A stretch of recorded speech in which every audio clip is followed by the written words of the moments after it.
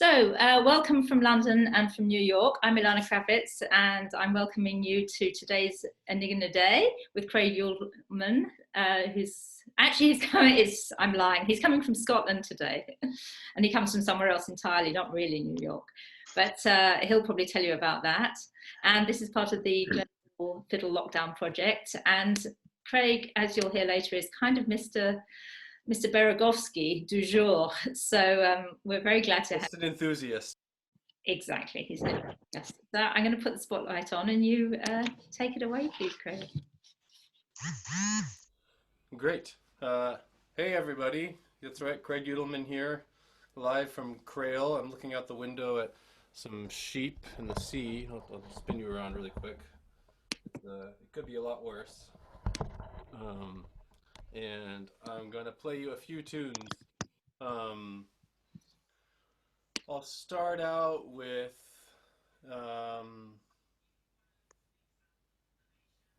start out with these two that I've really sort of fallen in love with today, and recently, which are numbers 16 and 54, I believe, 51, 16 and 51, from Beregovski's Book of Nigunim. And maybe I'll play them and then talk about them afterwards. Great. Yeah, you all hear me okay? Great. All right. Here we go.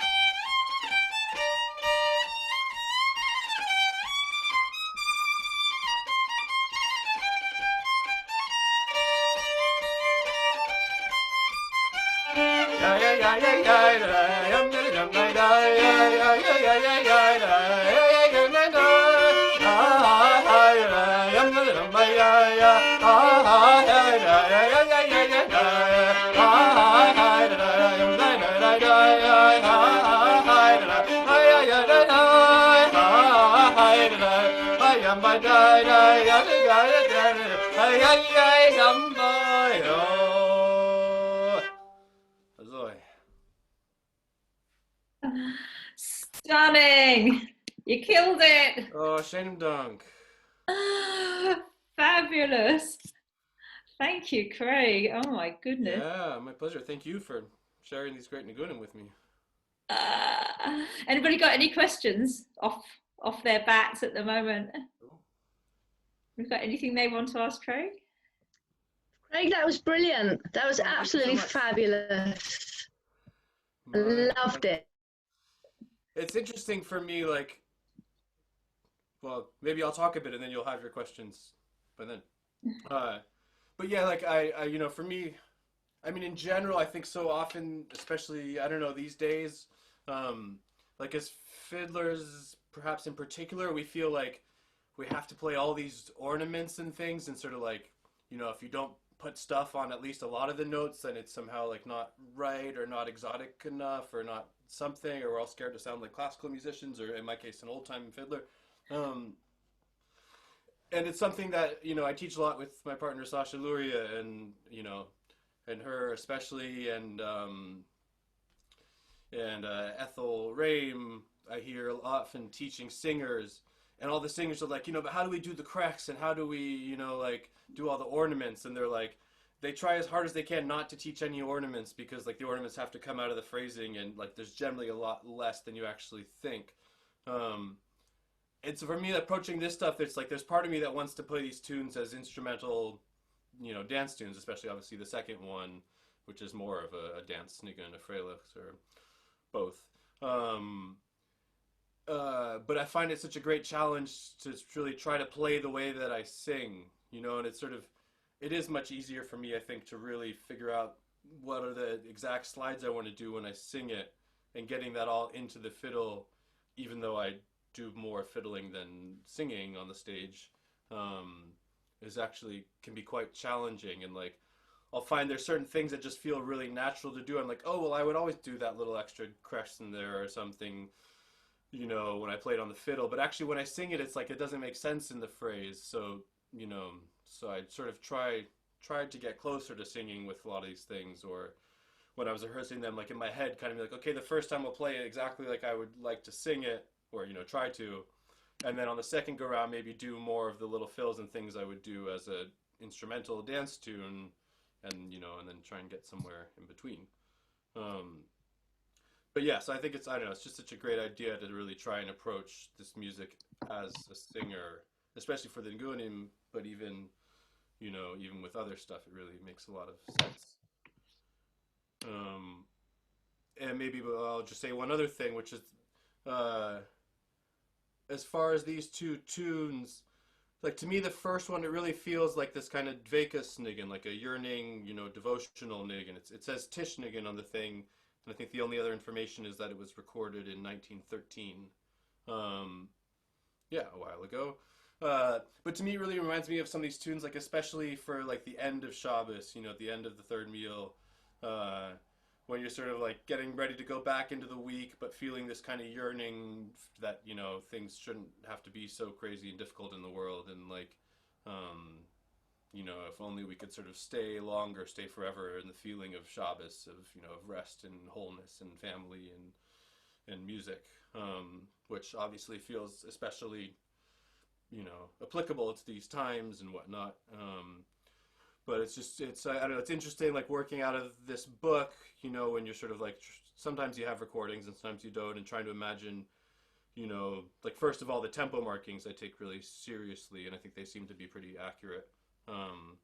But then just trying to do a little bit of, you know, creative thinking to imagine kind of what is the real meaning or the, you know, the context of this niggin apart from just its tune.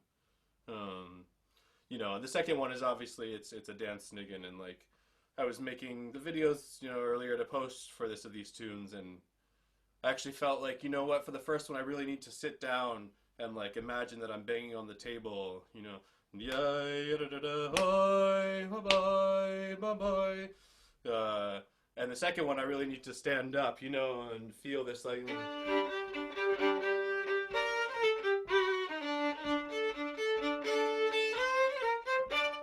know, whatever that stuff. So I don't know. I did that and it was interesting for me. Thoughts? It worked. It definitely worked.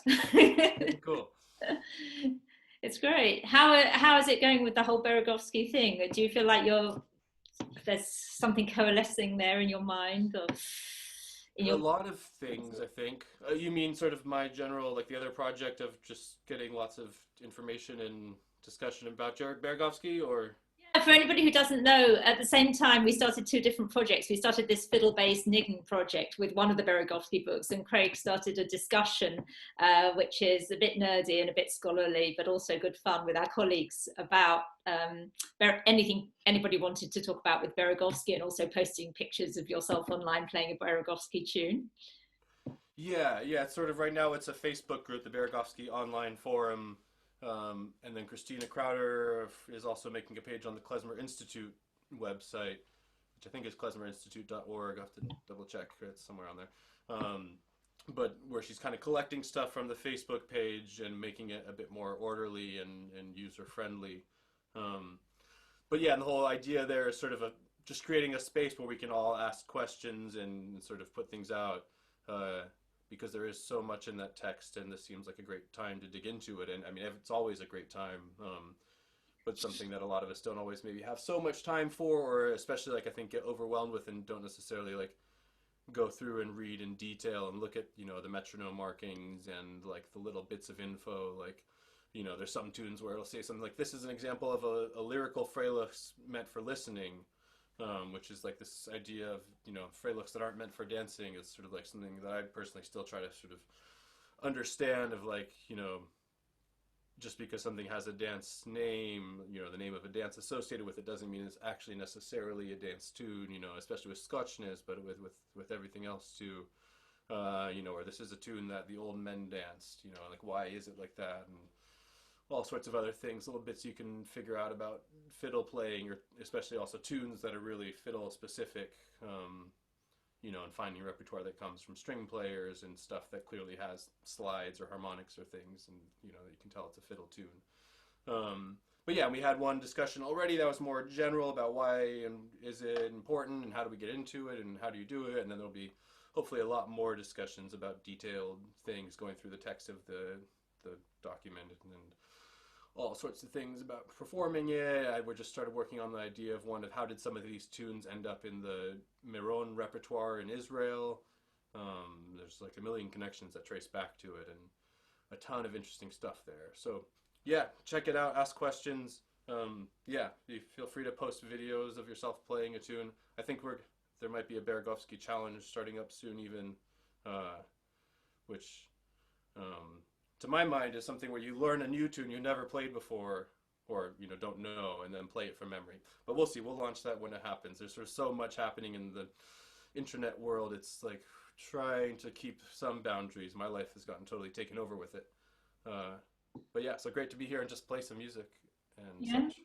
It's great to have you. So talking of things that are available and materials, I'm going to put up the two websites which have a bit of background to this slightly more specific challenge project, and then people can see where to go. And basically we post all the different events that are going to happen on one of these two sites if you find it difficult to find your way around Facebook, which I have to say I do, and I keep getting complaints that other people are finding it hard to find information as well. So these are the two sites where you can find info. Craig, we beg you for another tune before you go? Yeah, totally. I mean, before I play, I'll just add, I've been really enjoying, like for somehow I didn't realize that most of the CDs that were put out by the Vernadsky Library of songs from Beregovsky's collecting, and as well as songs he used that were actually collected by Kisselhoff and Onsky and other people, you know, going back. like this tune, the first one that I played from 1913, that must have been collected by one of them, because I think Beregovski started collecting in the 20s or 30s. But anyways, there's these websites you can stream some of the discs from them, and ideally go out and buy it from them, and they'll ship you the CDs, and it's like $60 for 10 CDs or something, which is great to support the work they're doing, and then hopefully they'll do more. But it's great to hear these old recordings of people singing these Nigunim, and there's a lot you can gain from that for sure. And it's just like their articulation and phrasing is so amazing. Like some people are musicians or actors, and a lot of them, they work in some office or they're a baker or something. But it's like they're dee-dee-ah-dee, it's just like every note really has like different, different consonants that go with it and lengths, and it's just like really, really rich phrasing that I think often, when we sing Nigunim these days, it's just like yam dai dai dai dai dai or yai lai or whatever. We have like 2 or 3 consonants, and it's all just sort of, on a line, as opposed to this really rich, nuanced thing. So check that out for sure. And I'll play you another tune, and then I'll have to run, actually, not too long, I guess, already, and teach a lesson. Which I do if you want. But this one, I was really happy when I found it among the like 5 or so tunes that you suggested to me, Ilana, because it's a tune that I saw in a collection. I believe my friend Zisla Slepovich, who's from Minsk and lives in New York, and I play with in some wonderful projects like Litvakis. But yeah, he gave me, I think it was some folio in Russian. My sense was like it might be Kostakovsky, but I haven't gone back to look, and I'm not really sure what it was. But it's there as a Gastnigen, and it's a great little sort of relatively simple tune, but I don't hear it very often. Like I know Michael Alpert, definitely knows it from some places, and a few other people seem to find it familiar, but I haven't found a recording, I don't think. Maybe Ilya there will have one. But yeah, and it's like, it's not one of these, Gastnigen in 3 that's like flowy. It's like more of like a Hasidic tune. And so it made a lot of, and Mesh was like, yeah, this, it seems like there's those kinds of like more Gastnigen that seem to come from like with some Polish influence, these different kind of Polonaise and sort of Polish walking dances and things that sort of got integrated into the klezmer repertoire. And then there's these other ones that seem more to come from like Hasidic Nigunim. And that's what this feels like to me. I guess it's like, oh, well, that's a great tune, like let's play that while we walk over there, and like you can walk to it, and to me it also makes more sense in a way to walk in 2 than in 3, but depends how many pints I've had, I guess. Anyways, I'll play you the tune and maybe you'll see what I mean. And so I found there's 2 versions of it in the Nigun collection, or Nigun collection as they might say, numbers 114 and 114A.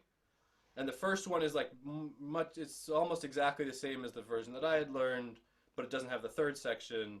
The second one has a slightly different phrase, instead of, it's, so whatever, basically the same thing, and a couple of slight other differences. But anyways, here it is, Nigun, number 114, or 114A.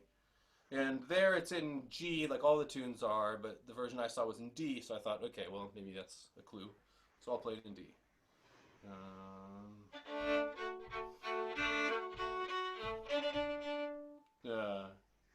Yeah, that's it, right? Let me double check. I have too many tunes in my head these days. The crazy Beregovski frenzy. Yeah. All right. Don't doubt yourself, Craig. Here we go, folks.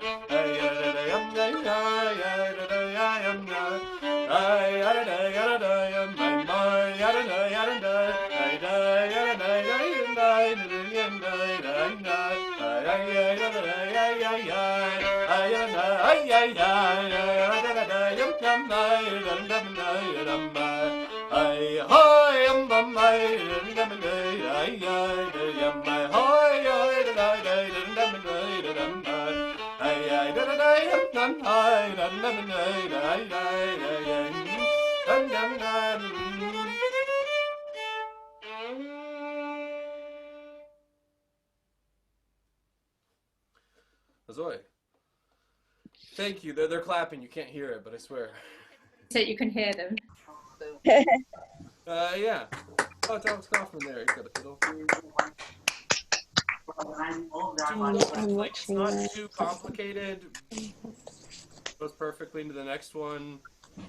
Like, it's a great jam tune, I think. You know, it could be, I think, you know, sort of a faster phalanx. You could sing it as a niggin. You could walk, you know.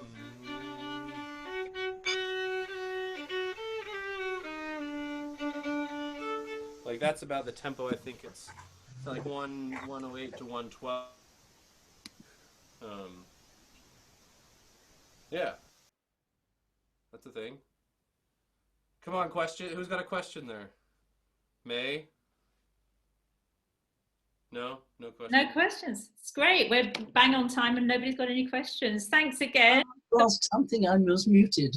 Can I ask something, please? You can. Yeah. Go ahead, Marjorie. Is this, I'm very ignorant, so coming from ignorance, is this music still played in context? It sounds as if it's old music that you found and you're bringing to life.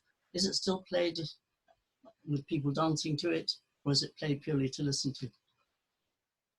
Yeah, both. I mean, I think for a lot of us, it's played in sort of a new context, very much for people to dance to, as well as in concerts.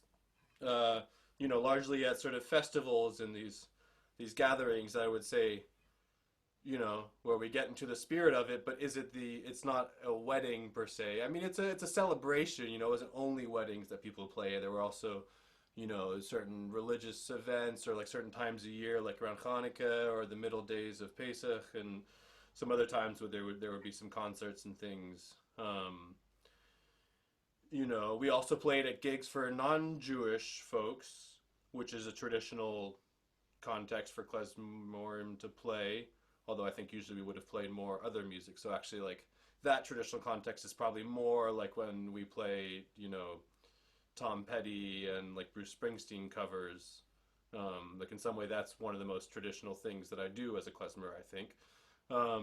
But then there's also, for sure, you know, in more Orthodox communities, there's their whole own sort of subgroup of tunes and ways of dancing and things, and they definitely do a lot of this stuff, although these days often it's more with synthesizers and electric guitars and saxophones, if you're lucky. In Israel, there's also like a whole other sort of subgroup of that kind of stuff that happens. But I think especially also like this stuff of like the Nigunim, these sort of wordless songs that you can just sing together with some kind of ay thing, that I think is still like one of the most common aspects of Jewish culture, like across a lot of, you know, divides or different subgroups. I mean, so it's a nice place to get into it. Sorry. I think the other thing to say is that in Stamford Hill, up the road from London, there's a very large Hasidic community, and a lot of these tunes have actually been passed down without changing them. They specialise in bringing new repertoire in, composing new repertoire, but also in playing stuff from the past in a totally unchanged way. Quite a lot of sects of Hasidim. So you might well be able to hear some of these tunes, and it would be very interesting to go and kind of be a fly on the wall and see what they're still doing. But you can find quite a lot of material online, and you might well find some of these tunes. Yeah. Yeah, I grew up. It's important to understand also that like a lot of this music wasn't actually Hasidic music, you know, or there was, especially Nigunim were, and there's like a whole chunk of it that was, you know, and everybody danced different things. But there were a whole group of Jews already, you know, in the 1800s, especially 1800s, I guess, that were very much against the Hasidim, you know, and would play different tunes. Of course, then they also, especially in the bigger cities, they started bringing in other kinds of tunes, you know, and like they might prefer, you know, in Warsaw or somewhere to dance to a nice waltz or mazurka or polka or, you know, a million kinds of more cosmopolitan tunes that we, if you heard them, might say, well, that's not Jewish, you know, but it was. And likewise, the Hasidim took in melodies from outside, so like, you know, plenty of these tunes, like, you're like, oh, well, that's actually like a, you know, Ukrainian or Romanian drinking song, you know, but it's also a Hasidic, you know, dance or, you know, devotional drinking song. So they also, some of these tunes still exist in the other communities where they survived. Thank you. Yeah. Come on, Ilya, drop some science.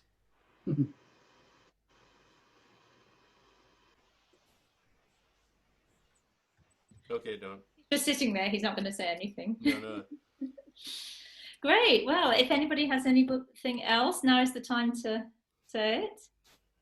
Otherwise, we're going to ask Craig to wave goodbye, and we're going to say thank you so much. We're going to follow you and sign up to all your channels and what have you. And you're going to post the 3 Nigunim on our channel on YouTube. Yeah, I'll post these ones, and I'll try and eventually post the other 2 that you sent me also, because they're nice and a little bit different. One of them's more, to me, sounds like a Polishy song, and the other one is just like a happy thing.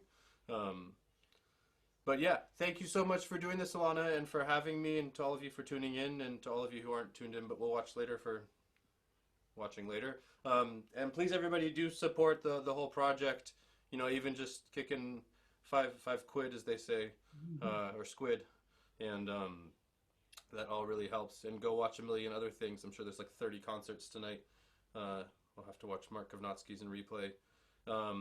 And yeah, come to our Beregovski online forum page, and there's a whole video that we published there yesterday with Ilana and other folks discussing things, and there will be more in the future. And use your Beregovski, as Kurt Bierling would say, and use it well. Pay attention to the details and ask all the questions. And tomorrow we'll see you at 5 o'clock California time with Cookie Sagelstein and possibly Josh Horowitz, if we're lucky. Yeah, what's that? That's like... it's like 2 in the morning or something. I'm going to be very tired by the end of the week. 9 o'clock. No, it's 9 a.m. It's not. It's not. It's 9 hours behind the UK. No, it's 1 a.m. UK. There you go. Yeah. We'll sort it out by tomorrow. See you all there. Thank you so much, Craig. Yeah, my pleasure. See you later.